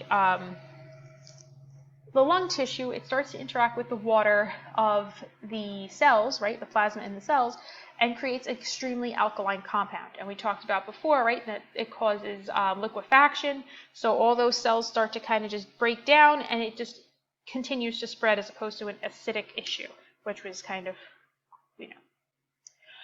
hydrocarbons are also, we talked about those a little bit in terms of gasoline, but now if you want to inhale the hydrocarbons, it commonly is accelerants in spray, paint, keyboard dusters, These are the patients who have nothing else on them except for a keyboard duster and a bag, because they'll spray it into the bag and huff it out of their bag. Definitely had a patient once who's the metallic spray paints apparently are a better high than the non-metallic spray paints, things you learn in EMS. I had a patient once who was covered in just silver spray paint, was completely unresponsive. Like, he was just out of it because he was so high from the hydrocarbons. Injection. There's a good number of injections that are caused by animals. The most common anaphylactic envenomation is caused by the Hymenoptera family, which is your bees. And in case you were wondering, being covered in bees is not a good thing. Fire ants also fall into the Hymenoptera family of assholes. Honeybees do also, except honeybees will not, not sting you on purpose. 2, they do leave the stinger in the wound, which is why they don't sting you on purpose, because that kills them. But Carl, that kills people. So honeybees won't sting you unless they are really threatened. Wasps, yellow jackets, and hornets, absolutely they're the assholes, as are the fire ants, but they're land assholes, not flying assholes. There's a number of different chemicals that are in the bite or the sting, which is what causes the concern. If you do have someone who is stung by a bee and you have to get the stinger out, you want to use a credit card, because if you use a tweezer, the tweezer will actually squeeze the venom bulb and increase the envenomation. See? He don't want to hurt you. He gonna die now. Use a credit card to get the stinger out. Other fun, popular guys are the spiders, scorpions, and ticks. If no one gets the "Here I am, rock you like a hurricane," I'm going to be really sad. Black widow spiders, only the female is venomous, as in most species, obviously. Most of the time it's the western and southern U.S. states from April to October. However, black widow spiders have started to kind of make a slow and steady march up north a little bit more. Traditionally, they're found under stones, logs, and vegetation. But if you are someone who keeps boots or shoes in the garage, black widow spiders and their buddy, the brown recluse, also like to hide in shoes. The difference between the brown recluse and the black widow spider is a painful bite. Okay, the black widow, it's a painful bite, like a sting, and you're like, ow, what is that? The brown recluse, there's no pain behind the bite, but it'll get way, way worse. It'll get all necrotic around the site of the bite, and it will spread significantly. So here's a. Also, black widows have a little fang bite mark, which is way kind of cute, as opposed to the brown recluse, where you're like, oh no, I'm dying. And they also will bite you a number of times because they're the bigger assholes than the black widow spider. Scorpions, there was this thought that the smaller the scorpion, the more poisonous they are, but at the same, which is true to a certain extent, but the problem is the smaller the scorpion, the smaller the stinger. So for example, when it comes to spiders, the most venomous spider is a daddy longleg, but their fangs are not long enough to pierce the skin of a human. So therefore, we're not so worried about them. Scorpions, on the other hand, they can stay in the Southwest there by themselves. There are some people, this is when you're going to see people who have I've got a scorpion for a pet. You're a moron, okay? The thing's going to sting you in the face. The venom does contain acetylcholine, but there's not really local tissue destruction. Most of the time, the bark scorpion is really the only native North American venomous scorpion. But if you all want to go find some other death scorpions, feel free.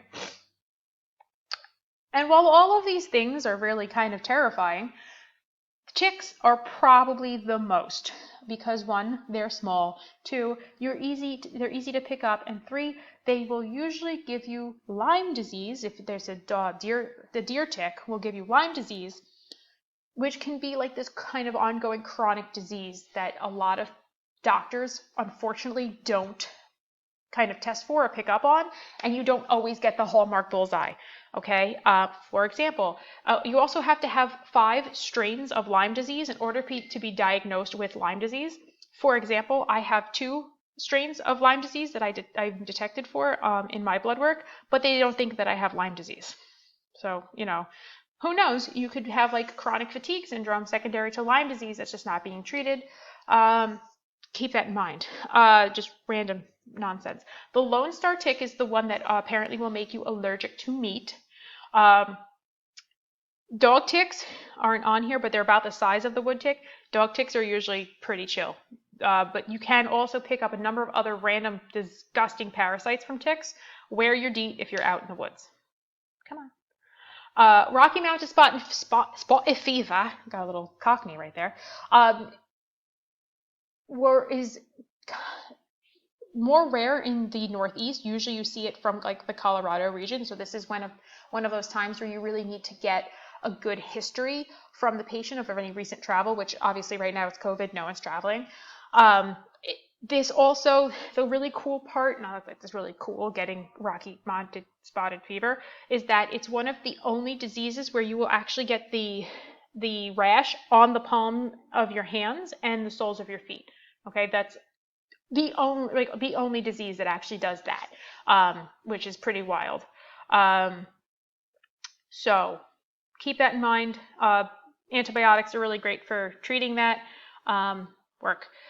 But one of those kind of more rare things that you don't see a lot, every once in a while you might get a zebra. Lyme disease is much more common. Fever lethargy. Lyme disease, the bacteria that creates Lyme disease. So basically doxycycline is the treatment for Lyme disease. What it does is the bacteria creates these little like spiral shaped kind of spore-like items, and it can create long-term issues, despite the fact that there's this current ongoing medical debate as to whether or not Lyme disease can be classified as a chronic disease or if it's acute, and after you get rid of it with the antibiotics, they're like, no, it's not a thing anymore, it's not Lyme disease, even though patients will still pop up as positive for Lyme disease. Wood ticks can give you tick paralysis, which just sounds like really fun, especially if you're hiking and now in the middle of the woods and you're bit by your wood tick. Flash paralysis, whatever. When removing a tick, make sure you get as close to the head and move it straight up, okay? Insect repellent, wear it, it's good. Check yourself, check your pets. Snakes, more commonly known as the nope rope. We're going to teach you some things that you really do not need to know, because if you are treating a snake bite, you should be running the other way. Come on, work. All right, so pit vipers are rattlesnakes, cottonmouths, water moccasins, and copperheads. They are the ones that have the vertical elliptical pupils and a triangular head, and they're the ones whose fangs swing down when they come to bite you. Again, a whole lot of nope.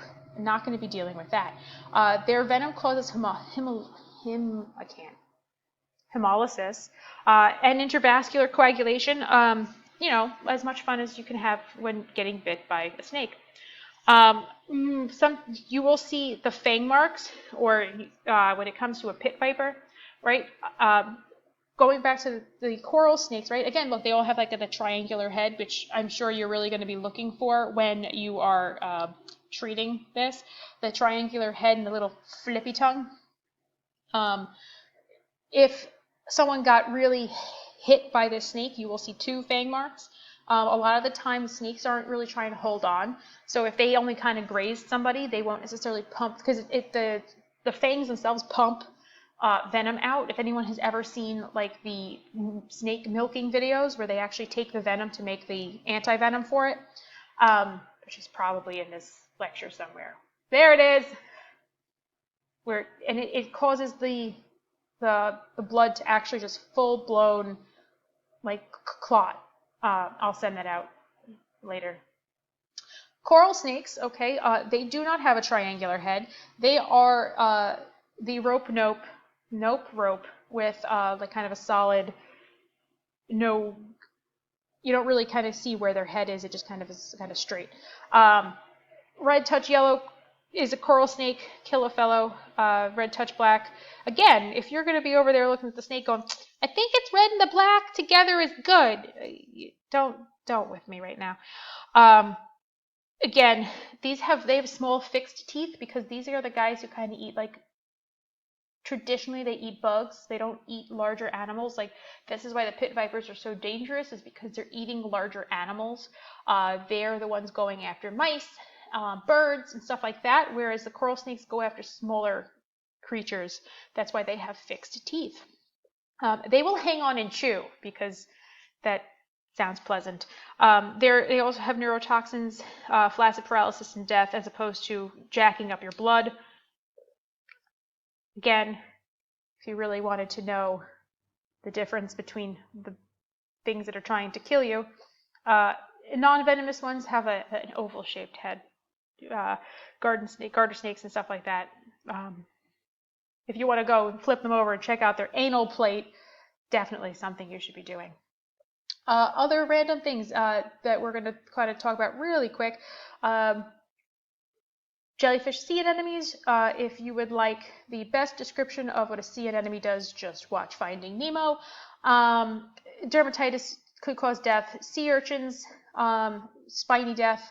Sea cucumbers, toxins. Sea cucumbers are really interesting because they can reproduce any single one of their body organs. They've kind of actually involved in a lot of research as to how we can like regrow organs for people, which is kind of cool, except they're also a little bit toxic. Stingrays. Poor Steve. They usually are the ocean pancakes. They just hang out.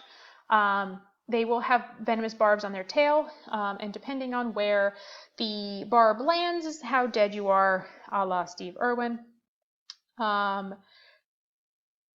The best, so this is like where the, in terms of marine toxins, where like pee on it, that jellyfish sting, pee on it, the heat from like hot water or whatever will actually degrade marine toxins, because if you think about it, they're all living in like a cooler kind of climate for the most part. But don't pee on it because the pee is actually not hot enough to degrade marine toxins. But it is important that the puncture site is cleaned thoroughly. Alcohol is also useful. Moving on, absorption. Right, anything that goes through the skin. Organophosphates and carbamates are usually the two chemicals that are found in household insecticides. Basically what it does is it inhibits acetylcholinesterase. So that means that you have too much acetylcholine at the nerve terminals, which creates those sludgem symptoms. It's like an overstimulation of the nerve and therefore the muscles. So, sludgem, or if you really want to use the dumbbells one, knock yourself out. I can't with all the various acronyms that we throw at you guys. The most important part of dealing with organophosphate and or insecticide poisoning is to ensure that the patient is decontaminated, right? They need to be hosed down with water to prevent absorption, because anything that is on the skin will stay on the skin until you take it off. This also involves taking off clothing. Bronchoconstriction and copious secretions are concerned, so you might end up needing to intubate this patient. Duodote, right? The auto-injectors are super helpful. Really, this is probably the only thing that you're going to be doing significant treatment for, other than, obviously like your opioid overdoses. Tupam, which is your pralidoxime, which reactivates acetylcholinesterase, which is the enzyme, right? And atropine, which helps reverse the muscarinic effects brought on by the excessive acetylcholine at the nerve synapses, bradycardia, bronchoconstriction, secretions, etc. If your patient is seizing, we like to stop the seizing, use your benzos. Abused drugs. Everyone remember this guy? The dare lion? I miss him. He did so much for us as children. Drug abuse is the use of prescription or for prescription drugs for non-prescription uses, or drugs that have no medical use whatsoever. There's a couple different definitions. For example, if you have a physical dependence, it's an adaptive physiological state after the continued use of drugs, and if you stop using it, it will cause withdrawal symptoms. For example, the delirium tremors brought on by a patient who stops drinking alcohol. And then you have the psychological dependence, which is an emotional reliance on the drug. This is like what motivates things like alcoholism, where a patient feels like, oh, I can't emotionally cope with these things. I'm going to drink to feel better. I am sad because I drink because I'm sad. That's the psychological dependence. A patient who uses a drug on a regular basis will become tolerant to it, and therefore they will need more drugs in order to have the same effect. This also happens in patients who use their medications appropriately. You'll see this in patients who take blood pressure medications or seizure medications, right? So all of a sudden their blood pressure medication isn't controlling their blood pressure as well as it used to, so they need to go back and they either change the medication, increase the dose, or add something to it to make it more effective. And then withdrawal syndrome are like the predictable signs and symptoms after the, someone trying to get clean kind of vibe. Various spots you will find drugs. The inside edition. Right, track marks. There's some people who don't, but this is, and a patient who is a heroin user, an IV drug user, is going to be one of the most challenging patients to get an IV on. And it's often one of the strange things that you're going to find is those patients will also be the ones who tell you where to get them. They'd be like, no, you got to go for this vein right here. That's my good vein. Patients also will try to hide their drug use by injecting in between toes, underneath toenails or fingernails. Just the heebie-jeebies. Various drugs that are out and about there for abuse. Of these medications and drugs, lithium is probably one of the most dangerous because in order to fix a lithium overdose, because it is a heavy metal, the patient needs to be goes through dialysis. Tricyclic antidepressants are also very dangerous in so much as they will create cardiac dysrhythmias. Sedative hypnotics, usually for patients who are trying to deal with anxiety, stress, insomnia. Seizures are also on this list, which is why using the antidote flumazenil can be very dangerous because you can create a seizure, a stat-up situation. Stimulants, you have your amphetamines and cocaine. Seizures, also MI, very common. Patients abuse these for performance or task performance improvement and stuff, or just to be high. Cocaine, again, very commonly causes MI. Speedballing is cocaine and heroin in an injectable form. A line of cocaine is approximately 10 to 35 milligrams, which is just a fun fact to know. And crack is when you dissolve cocaine into an alkaline solution and then add a solvent such as ether, which leaves crack crystals, which you can then smoke. Things that you learn. I am really surprised that the FBI hasn't shown up at my door, which is based on some of my Google searches for doing lectures. PCP is a dissociative analgesic. Most of the tablets are about 5 milligrams. It's a lack of sensation. So these are the patients who have like a crazy strength, right? Who get tased and keep moving. PCP can cause significant psychosis, hypertension, tachycardia, seizures, etc. Just unpredictable reactions to PCP. Hallucinogenics are considered one of the more safe drugs that patients can take. Usually they have perceptual distortions. Ecstasy, for example, makes people really lovey-dovey. If you're being a shaman that day, you might be using one of the other medication, or what you call it. Tricyclic antidepressants. So these were used, obviously, one of the earlier forms of antidepressants that block the uptake of norepinephrine and serotonin so that they last longer at the synapse, which creates a heightened mood elevation. However, the overdose causes sodium channel blockade in the heart, which causes VFib, VTAC, torsades, and death.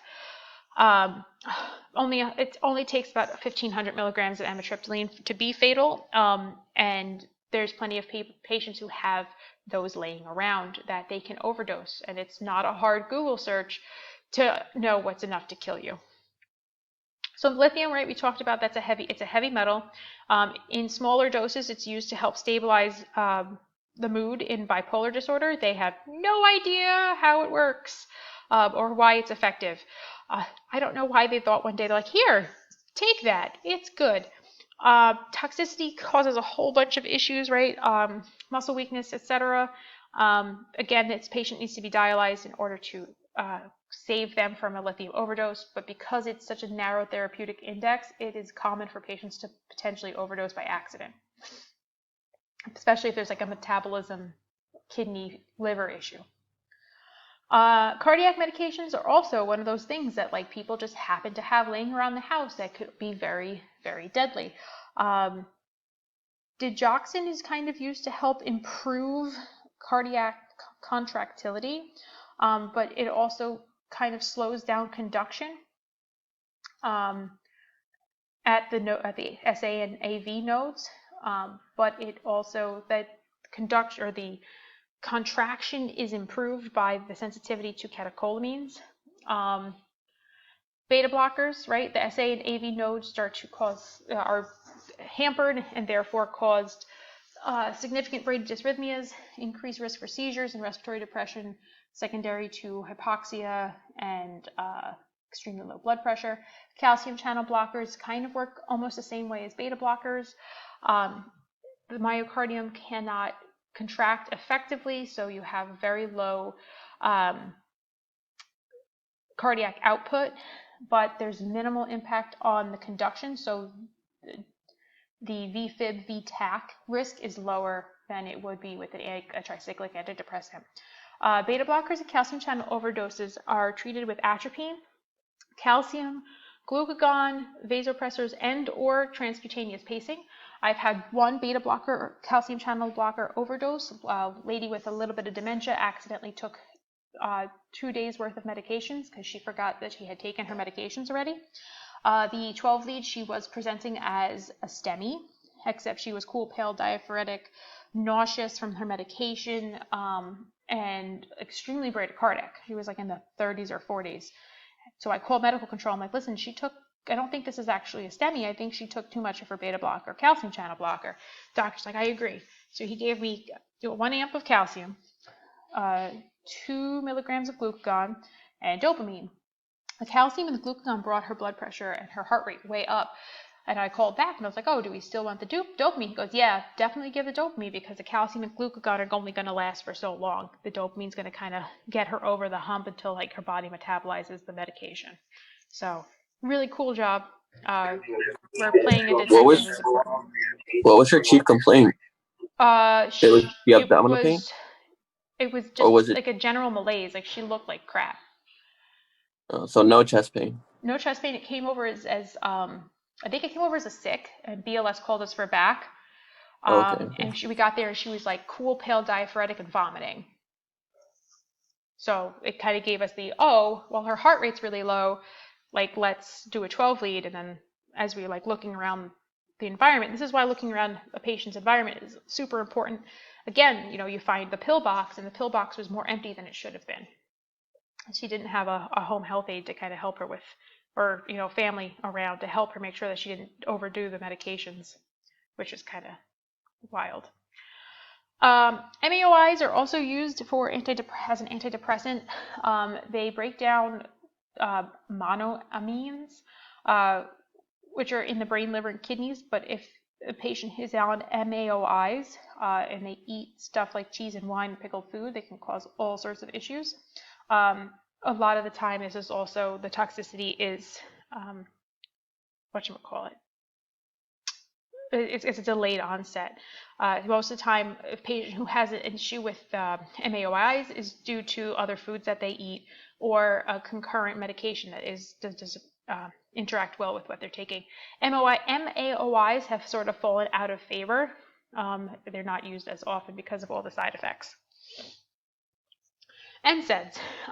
This is the teenage girls most favorite way to try to kill herself, but doesn't realize that it's going to be a long-term death because of liver failure down the road. NSAIDs do not kill you particularly quickly. A chronic ingestion is greater than 300 milligrams per kilogram. It really, honestly, all it does is cause like a nausea, vomiting kind of concern, and kill, like, really does damage to the liver.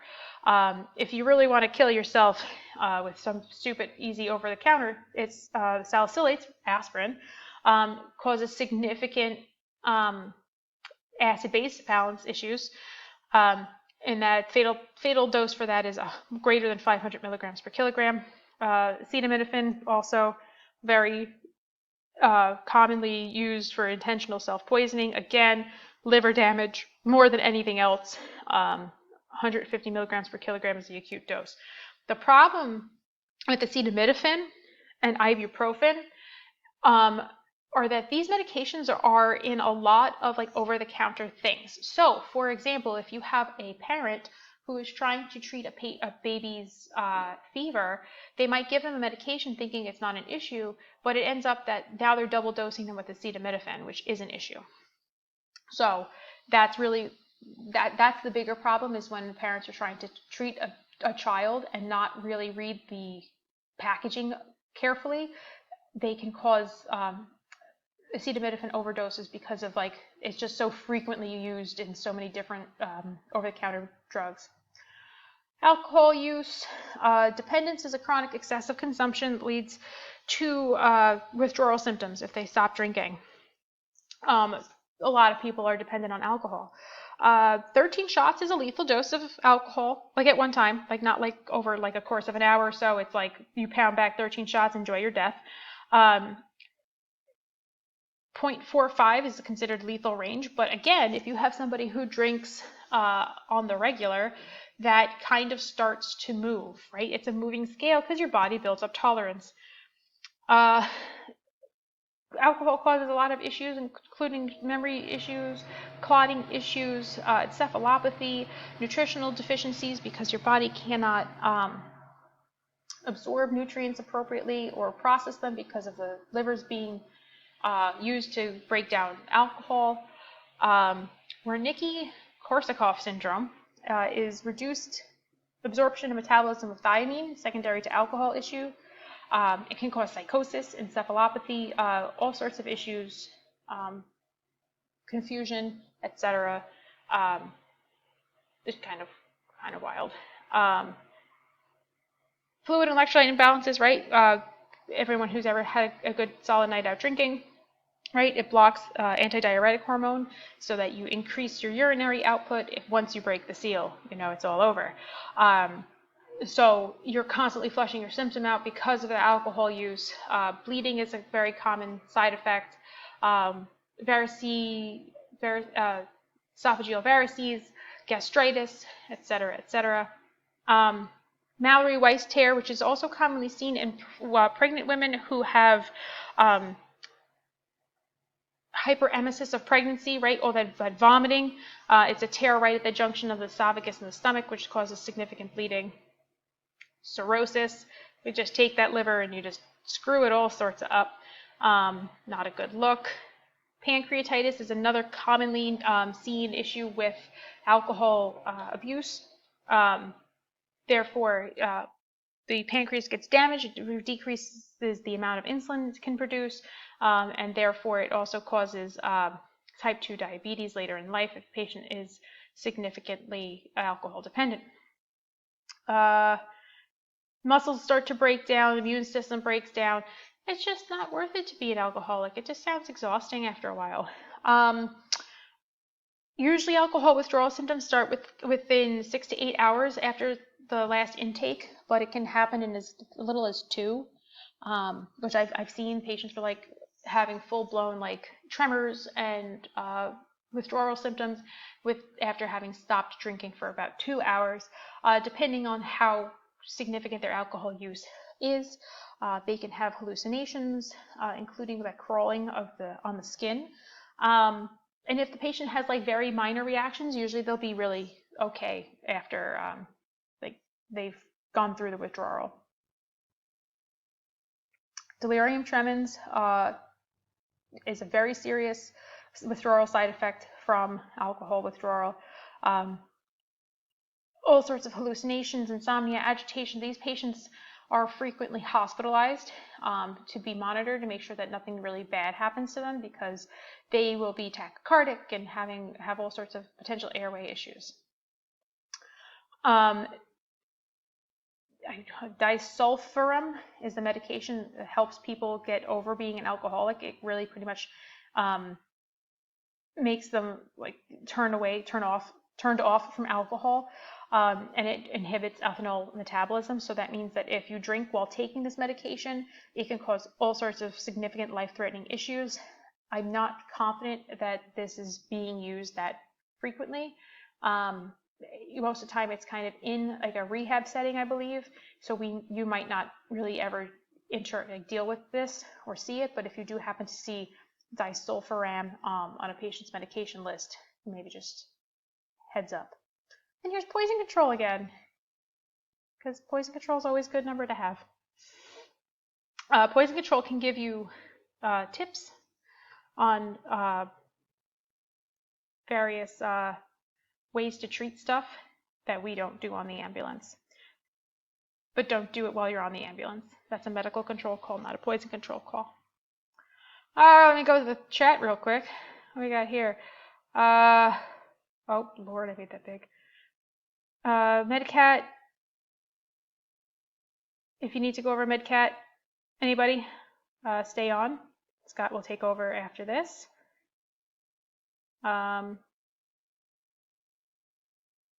All right, questions, thoughts, concerns, recipes?